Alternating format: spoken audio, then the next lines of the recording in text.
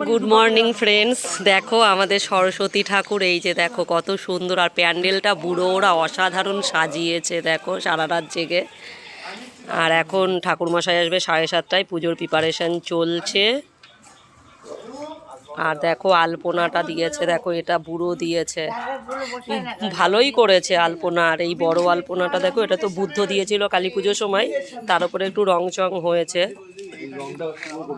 খুব সুন্দর হয়েছে। এটা বুড়ো আর শুভ মিলে করেছে, ছেলেপেলেরা যা করেছে ভালোই করেছে, সুন্দর করেছে। ঠাকুরের ডেকোরেশনটা খুব সুন্দর হয়েছে, অসাধারণ হয়েছে ঠাকুরের ডেকোরেশনটা।